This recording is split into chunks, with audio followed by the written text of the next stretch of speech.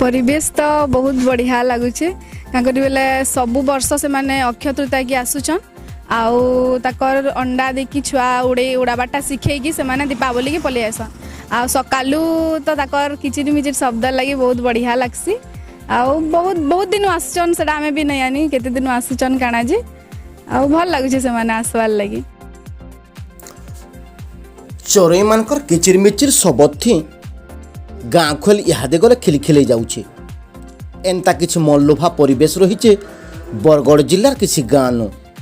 से गाँ मानकर भितरु अंतपाली कलाजुरी बैलजुरी केनमुड़ी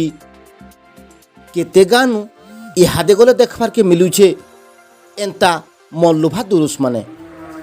ई गाँ मान के ई समय नु विदेश नु आसीथिबार चोरई मानकर आड्डा जमुछे कथाती अच्छे परे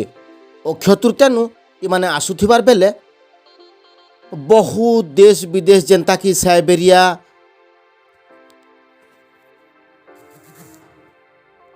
आर बनिहानदुरु उड़िकरी आसन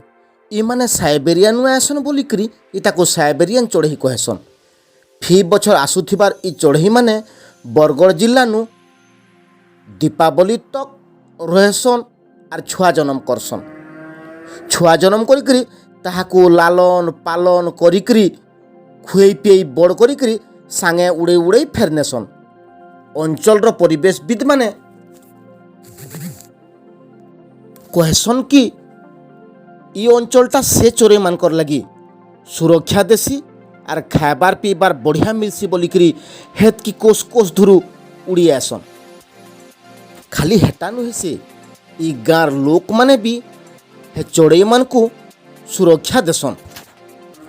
आर आमर कथाती अच्छे हे विदेशी चोरई जेते आसन परे हेते वर्षा अच्छे बोली आमर गोटे विश्वास भी अच्छे गोटे बड़ा दुखर कथा जे दिनु दिन के ई चोरई माने आबारटा कम पड़ी बसलान आमर अंचलर परिवेश बा प्रकृति प्रेमी माने चिंता थी पड़ी गले न कांकरी बेले ई परिवेश परिस्थिति एंता किस्मे बदलुछे जे केते बेले वन सफा कोन नौछन गच काटी नौछन तो ई मानकर सुरक्षा करा जाऊ बोलिकरी बहुत लोग कही बसले न आर दाबी भी कले न सब वर्ष इमाने अक्षय तृतीया के किसी मुखिया परिव्राजक रक्षी माने से माने आसन परिस्थिति पारस्परिक स्थिति से माने अनुध्यान करसन अनुध्यान कर सारा पर विभिन्न पर्यायर 9 प्रकार प्रजातिर ये सारस बा बग प्रजातिर पक्षी मैंने जगह के आमर आसन इमान अक्षय तृतीया के आसिक कार्तिक पूर्णिमा पर्यंत रहसन तो ये 6 मासटा समस्त को गोटे बहुत भल लगसी किंतु जिते बेले से माने कार्तिक पूर्णिमा के पलई आसन गाँव में गोटे शून्यतार परिवेशटे होसी सेतकी दिन से माने चातक पक्षी जनता वर्षार आगमन के चाहिए एंता केभे आसबे बोलिक से चाही रही पक्षी माने होचन संवेदनशील से माने हिंस्र नुहे से लगी जदि तांकर प्रति जदि कौन मनुष्य अत्याचार न करन निश्चित भाव से जगह से माने रहबार लगी चेष्टा करसन आमर गाँव जेतकी लोक माने अछन समस्ते एमान को अतिथि हिसाब से व्यवहार करसन चिंता करसन आउ तांकर नष्ट न करवार लगी तांकर क्षति न करवार लगी से माने सब बेले चाहेसन जार द्वारा कि प्रति वर्ष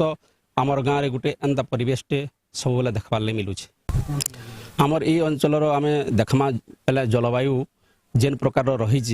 ये जलवायु रे यही प्रजातिर पक्षी मानकर तांकर अंडा देवाटा अंडा रु छुआ फुटलबा बेले तांकर खाद्य करवार लगी खाद्य संग्रह करवार लगी तांको अभ्यास करवार गोटे भल परिवेशटे अच्छे ये अंचल से माने ये अंचल के पसंद करसन।